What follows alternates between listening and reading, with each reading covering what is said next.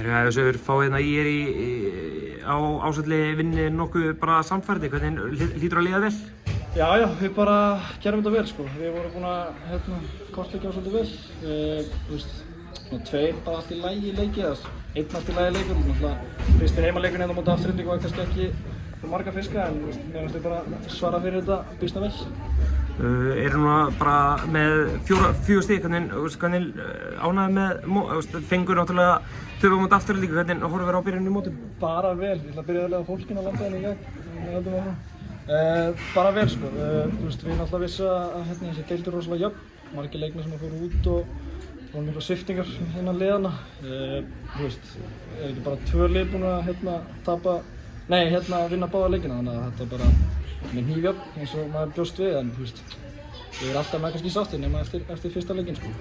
Það var nokkuð jafnt í fyrri hálfleik, en svo bara bara skiptum við gír og bara pökkuðum saman í seinni hálfleik. Já, við þú veist, þeir voru flottir í seinni. Við áttum að reyna að stoppa þeirra líkjumenn, Bernhard og Baldur, þannig að við vorum í smá brasi með þá, en þú veist, sóknarlega voru við í rauninni bara upp á 10 í fyrri hálfleik fannst mér. Við skoruðum eitthvað 20 mörk held ég. Og þannig að það er ekki að kvarta mikið í því, en já, ég held að það hafi alveg bara verið markastan og vörðin sem að kikka þeim hérna í seinni hálfleik og það fór einhvern veginn boltinn að rúlla. Þú varst með 9 mörk í kvöld, sáttu með þinn leik? Já, þú veist, það er alltaf hægt að gera betur. Það var strax atriði sem ég get nefnt sem að hefði mátt gera betur, þú veist. Ég var klikkað úr óþarfa 2-3 færum og eitthvað og alltaf eitthvað varnarmistök. Þetta var ekkert óaðfinnanlegur leikur en alltaf gaman að skora mörg. Gunnar, maður kemur inn í þetta, hvað kemur að með nýtt inn í hópinn?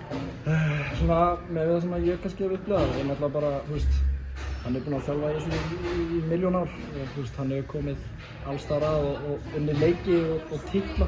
Það er náttúrulega sem við haugarnir stöndum fyrir og það er náttúrulega svolítið sem hefur verið að sækja, bara mann sem kann að vinna titla og maður finnir það bara svona að andrúmsloftið og stemmingin í liðinu.